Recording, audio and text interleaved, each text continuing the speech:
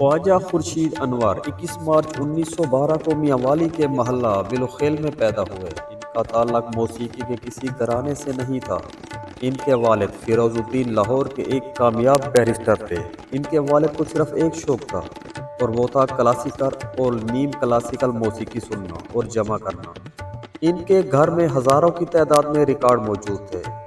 گھر میں موسیقی کی بڑی بڑی محفلیں ہوا کرتی تھی جن میں استاد توکل حسین، استاد عبدالوحید خان، استاد عاشق علی خان، استاد غلام علی خان، فیروز نظامی، رفیق غزنوی جیسے اساتذہ شرکت کرتے تھے۔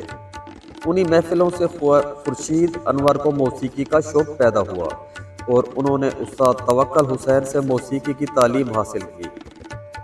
خواجہ خورشید نے 1935 میں گورنمنٹ کالج لاہور سے فلسفہ میں ماسٹر کیا اور اول آئے۔ دلچسپ بات یہ ہے کہ خواجہ صاحب تقسیم انعامات کی تقریب میں قصدن نہیں گئے۔ انگریز وائس چانسلر نے جب گولڈ میڈل کے لیے نام پکارا وہ موجود نہ پائے گئے تو اس نے برجستہ کہا کہ جو طالب علم اپنا میڈل لینا بھول گیا ہے وہ حقیقی طور پر ایک فلسفی ہے۔ مگر خورشید انور کی منزل کوئی اور تھی، اس کو سر اور ساز کا بادشاہ بننا تھا۔ اسی وقت لاہور میں ایک محفل موسیقی منعقد ہو رہی تھی جس میں ہندوستان بھر کے نامور موسیقار اور گائک شرکت کر رہے تھے۔ انہی موسیقاروں میں اس طالب علم کے موسیقی کے استاد خان صاحب توکل حسین بھی شامل تھے۔ وہ طالب علم جلسہ تقسیم انعامات اور گولڈ میڈل تو چھوڑ سکتا تھا مگر اس محفل کو نہیں چھوڑ سکتا تھا۔ اس سے اگلے سال 1936 میں خواجہ خورشید انور نے اعلیٰ ملازمتوں کے لیے مقابلے کے امتحان میں پہلی پوزیشن حاصل کی، لیکن انٹرویو میں ناکام قرار دیے گئے کیونکہ وہ انگریزوں کے خلاف تحریک آزادی میں شریک تھے اور انقلابیوں کو کالے لیبارٹری سے پکڑ کر ایسڈ فراہم کرنے کے الزام میں قید بھی بھگت چکے تھے۔ بی اے کا امتحان بھی جیل سے دیا تھا۔ حقیقت یہ تھی کہ وہ خود بھی اپنے مزاج کو سول سروس کے مزاج سے ہم آہنگ نہ کر پاتے تھے۔ وہ تحریری امتحان میں بھی صرف اپنے گھر والوں کے شدید اصرار کے باعث شریک ہوئے تھے۔ یہ ناکامی ان کی کامیابی کا پیش خیمہ ثابت ہوئی۔ 1939 میں خواجہ خورشید انور نے آل انڈیا ریڈیو دہلی پر میوزک پروڈیوسر کی حیثیت سے نوکری کر لی۔ وہاں ان کی ملاقات اے آر کاردار سے ہوئی۔ کاردار اس زمانے کے سکہ بند فلم ساز تھے۔ 1941 میں خواجہ صاحب نے اس کی پنجابی فلم کڑمائی کا میوزک بنایا۔ یہ فلم اتنی کامیاب نہ ہو سکی جتنی توقع کاردار اور خورشید انور کر رہے تھے۔ 2 سال کے بعد 1943 میں اشارہ فلم آئی۔ اس فلم کی بھی موسیقی خواجہ صاحب ہی کی تھی۔ اس کے گانے سریا بیگم، گوہر سلطان اور وسطالہ کماٹھیکر نے گائے تھے۔ ان گانوں نے برصغیر کو ایک سحر میں مبتلا کر دیا تھا۔ ہر گلی کوچے میں ان کی آواز سنائی دیتی تھی۔ یہ اس عظیم موسیقار کی پہلی کامیابی تھی۔ اس کے بعد شہرت کا ایک لامتناہی زینہ تھا جس پر یہ نوجوان چڑھتا گیا۔ 1947 میں سہگل نے خواجہ خورشید انور کی بنائی ہوئی دھن پر اپنی زندگی کا آخری گانا گایا۔ اس فلم کا نام پروانہ تھا۔